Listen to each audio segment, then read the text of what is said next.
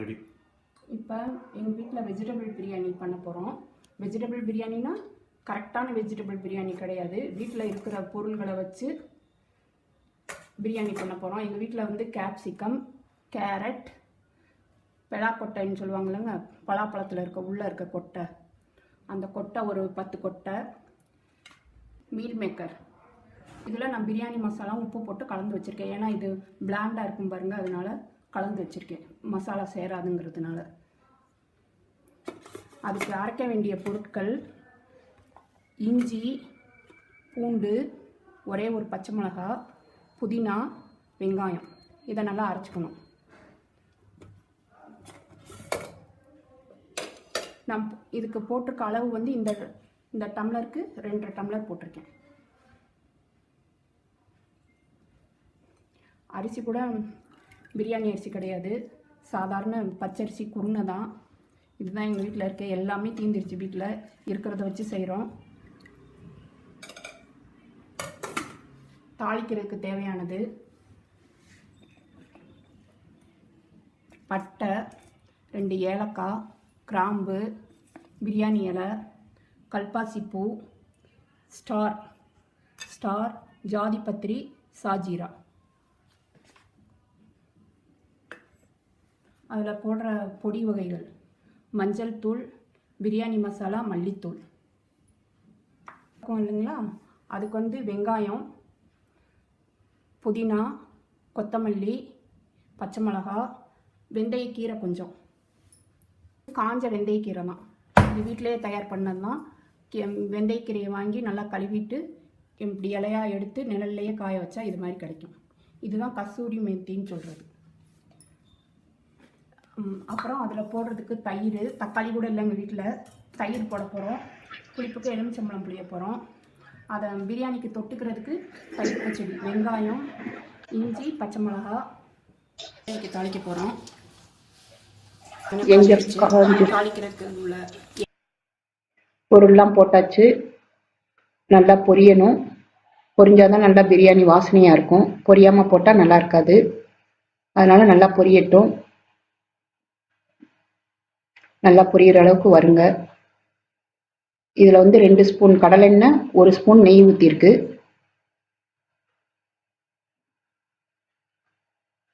வீட்டில் இருக்கிற பொருளை வச்சே தான் பிரியாணி செய்கிறோம்.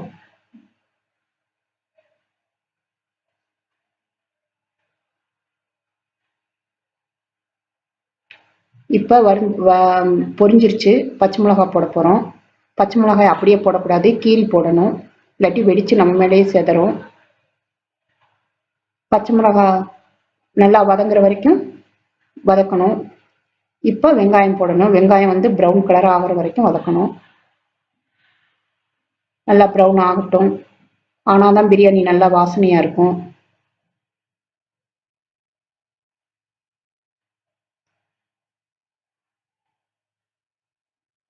இது நம்ம செய்கிற பிரியாணியில் காலிஃப்ளவர், பட்டாணி இதெல்லாம் போட்டு செய்யலை.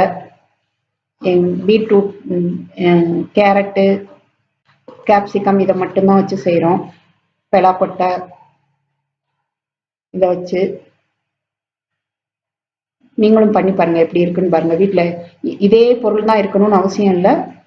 உங்கள் வீட்டில் என்ன இருக்கோ, உருளைக்கிழங்கு இதெல்லாம் இருந்தால் கூட வச்சு அதை மட்டும் வச்சு கூட பண்ணி பாருங்கள். கொண்டக்கடலை, உருளைக்கிழங்கு இதெல்லாம் போட்டு கூட செய்யலாம். நல்லா தான் இருக்கும் பிரியாணி. இப்போ வெங்காயம் ப்ரௌன் ஆகிட்டே இருக்கு. அடுத்து நம்ம அரைச்சி வச்சுட்டு இருந்தாலுங்க பச்சை மிளகா, வெங்காயம், பூண்டு, இஞ்சி, புதினா அதெல்லாம் இதில் சேர்த்து வதக்கணும். நல்லா அது பச்சை வாசனை போகிற அளவுக்கு வதக்கணும். நீ வெங்காயம் ப்ரௌன் ஆகலை, அது வரைக்கும் பொறுத்திருப்போம். இப்போ ப்ரௌன் ஆயிடுச்சு. அந்த அரை பேஸ்ட்டை இதில் போட்டு வதக்க போகிறோம்.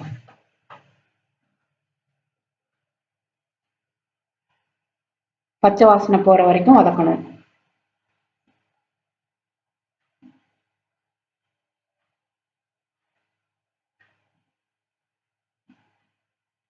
இப்போ நல்லா வதங்கி எண்ணெய் பிரிஞ்சு வரணும், அது வரைக்கும் வதக்கணும். பாருங்க, இப்போ சுற்றி எண்ணெயெல்லாம் தெரியும் உங்களுக்கு. பிரிஞ்சு வர்றது.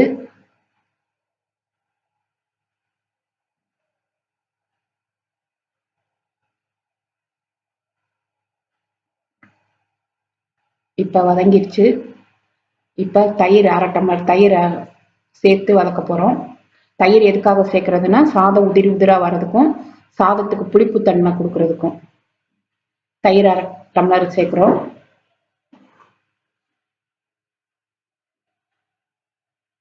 அரை டம்ளர் சேர்க்கிறோம். சாதம் வந்து உதிரி உதிரா வரும், புளிப்பு ஒன்னோட ஒண்ணு ஒட்டாம வரும். அதுக்காக தயிர், புளிப்புக்காகவும் கூட. ரெண்டுக்கு யூஸ் ஆகுது தயிர் இந்த இடத்துல. இப்ப புதினா கொத்தமல்லி இதெல்லாம் போட்டு வதக்கணும்.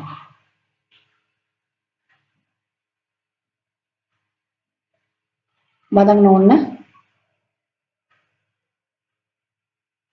நம்ம எடுத்து வச்சிருக்க காய்கறி எல்லாம் போட்டு வதக்கணும்.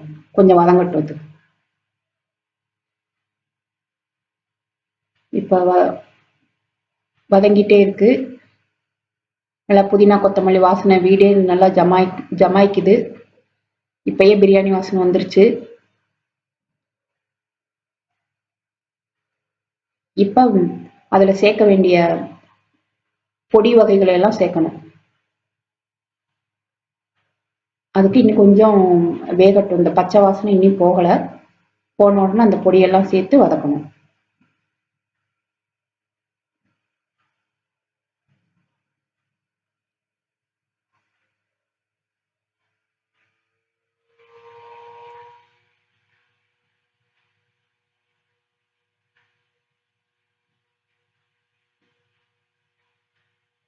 இப்ப நல்லா வதங்கிருச்சு. இப்ப அதுல என்னென்ன பொடி சேர்க்க போறோம்? மஞ்சள் தூள், பிரியாணி, இது இப்ப பலாக்கொட்டை போடுறோம். பலாக்கொட்டை வந்து பச்சையா இருக்கிறதுனால நான் அப்படியே அறுத்து அதை மேல இருக்க தோலை மட்டும் எடுத்துட்டு போடுறேன். நீங்க காஞ்சது வச்சிருந்தீங்கன்னா அதை ஊற வச்சு வேக வச்சுதான் போடணும். வேகாது இல்லாட்டி. இது பச்சைங்கிறதுனால அப்படியே போடலாம், வெந்துடும் அரிசியோட சேர்ந்து. இப்ப எல்லா காய்கறியும் கேரட்டு, கேப்சிகம் எல்லாத்தையும் போடுறோம். அடுத்து நம்ம மீல் மேக்கர் வச்சிருந்தோம்லங்க, சோயா சங்க்ஸ், அதுல வந்து மசாலா போட்டு வச்சிருக்கோம். பிரியாணி மசாலா, உப்பு இல்லாட்டி அதுல பிடிக்காம சப்புன்னு இருக்கும் சாப்பிட்றப்ப. அதனால இதை முதலையே மேரினேட் பண்ணி வச்சிருக்கோம். அதையும் போட்டு வதக்குறோம். இப்ப நல்லா வதங்கட்டும் காயெல்லாம். இதுலயே கொஞ்சம் வெந்துடும் காய்.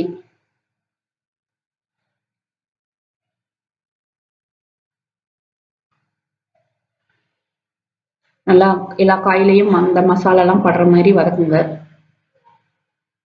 வதங்கின உடனே நம்ம இதுல என்னென்ன பொடி வகைகள் சேர்க்க வேண்டியமோ அதெல்லாம் சேர்க்கணும்.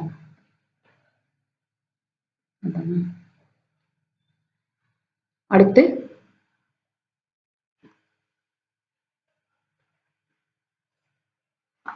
நம்ம தேவையான தண்ணி,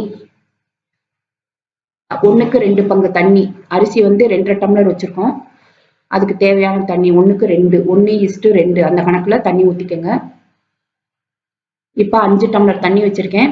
அதையும் பக்கத்துல அடுப்புல வச்சு கொதிக்க வைக்கிறேன். என்னடா தண்ணி வெள்ளையா இருக்குன்னு பாக்காதீங்க, அது தயிர் ஊத்தின டம்ளர்லயே அளந்து ஊத்துனதுனால வெள்ளையாயிருச்சு.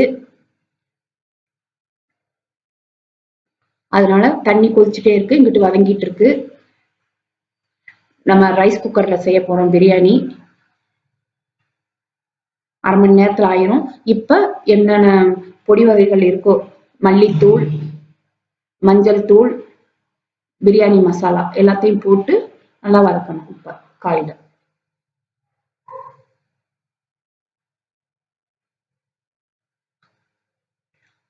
கொஞ்சம் சோயா சங்க்ஸ் வந்து ரொம்ப ஊற வச்சுட்டோம், அதனால பிஞ்சு போயிடும்னு நினைச்சு நான் மெதுவா வதக்கிட்டு இருக்கேன். நீங்க வந்து தண்ணியில ரொம்ப நேரம் ஊற வச்சிடாதீங்க, இல்லாட்டி பிஞ்சு போயிடும். முழு உருவமா அது தெரியாது.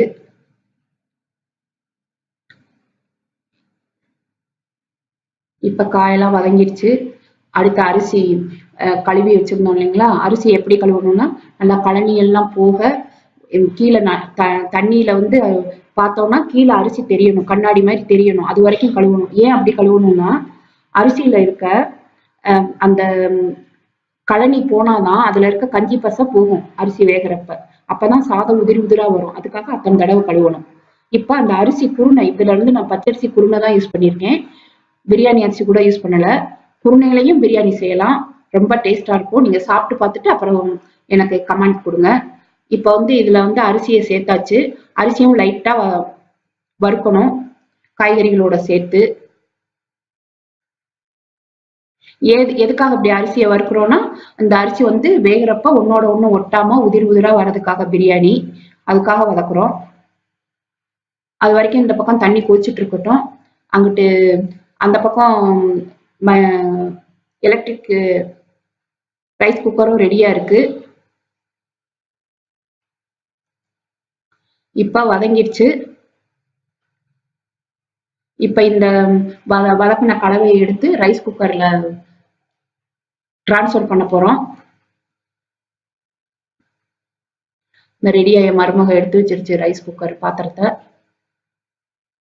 இப்ப டிரான்ஸ்ஃபர் பண்றோம்.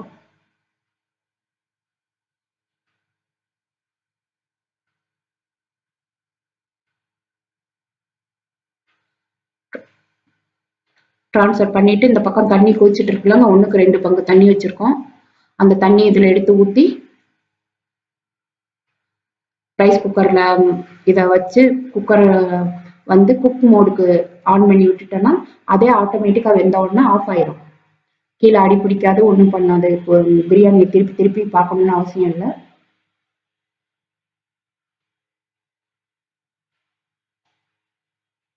இதுல எலுமிச்சம்பழம்னு ஒரு இன்கிரீடியன்ட் சொன்னேன். அதை நீங்க எப்ப புளியணும்னா சாதம் எல்லாம் வெந்த பிறகு லாஸ்டா புளியணும். இதுல உப்பு போடுறதுக்கு இப்பதான் தண்ணி ஊத்துறப்பதான் உப்பு போட போறோம். உப்பு பிரியாணிக்கு நீங்க எவ்வளவு, இந்த சாதத்துக்கு இவ்வளவு போதும்னு நினைக்கிறத விட கொஞ்சம் அதிகமா போடணும். அப்பதான் உப்பு சாப்பிட்றப்ப கரெக்டா இருக்கும். இந்த அளவு போதும்னு நினைச்சு போடாதீங்க. நீங்க தண்ணியில உப்பு போட்டு கலக்கி செக் பண்ணி பார்த்தாலே தெரியும். நீங்க அதை டேஸ்ட் பாக்குறப்ப கரெக்டா இருந்துச்சுன்னா இன்னும் கொஞ்சம் கூட போடணும். கரெக்டா இருக்கு அப்படின்னு சொல்லி விட்டுறக்கூடாது. கொஞ்சம் கூட போட்டாதான் வெந்து வரப்ப பிரியாணியில உப்பு சரியா இருக்கும். இப்ப நம்ம 5 டம்ளர் தண்ணி ஊத்திட்டோம். இப்ப ரைஸ் குக்கர்ல வைக்க போறோம். வச்சு குக் மோட்ல ஆன் பண்ண வேண்டியதுதான். ஆன் பண்ணி மூடி வைக்க வேண்டியதுதான். 1/2 மணி நேரத்துல பிரியாணி ரெடி ஆயிரும். அப்புறமேல எலுமிச்சம்பழம் புளிஞ்சிச்சுன்னா முடிஞ்சிச்சு. கொத்தமல்லி புதினா கூட மேல போடணும்னு அவசியம் இல்லை. ஏன்னா தாளிச்சிட்டோம், அரைச்சிட்டோம், அதனால எதுவும் அவசியம் இல்லை. இதுக்கு சைடா தயிர் பச்சடி, புதினா சட்னி, குருமாவும் வச்சுக்கலாம். ஆனா காய்கறியே இல்லாதனால நாங்க அதை செய்யல. இதுதான் சைட் டிஷ்ஷா வச்சுக்கிற போறோம். இது வச்சு பார்த்தாலும் இதை வச்சு சாப்பிட்டாலும் சூப்பரா இருக்கும் பிரியாணி. நீங்க தயிர் பச்சடியும் புதினா சட்னியும் பார்க்கணும்னா இதுல லிங்க் கொடுக்குறோம், அதை பாருங்க. அவ்வளவுதான். இனி 1/2 மணி நேரத்துல இப்ப உப்பு போட்டாச்சு, செக் பண்ணியாச்சு. உப்பு மட்டும் நல்லா செக் பண்ணிக்கோங்க. நீங்க டேஸ்ட் பாக்குறப்ப உப்பு கரெக்டா இருந்துச்சுன்னா அதோட கொஞ்சம் கூட உப்பு போடணும். இது வெந்த பிறகு எலுமிச்சம்பழம் புளிஞ்சு ஆஃப் பண்ணிடணும். 1/2 அன் ஹவர் ஆயிடுச்சு. சாதம் வெந்துருச்சு, இதுவும் வெந்துருச்சு. இப்போ எலுமிச்சம்பழம் புளிஞ்சிடலாம். எலுமிச்சம்பழம் இருக்க கொட்டையெல்லாம் எடுத்துட்டு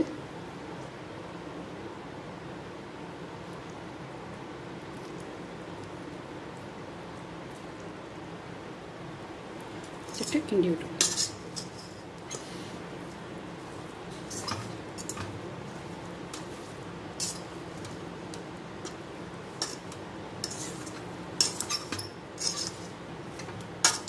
திருப்பி டைட்டாக வச்சு மூடி வச்சு.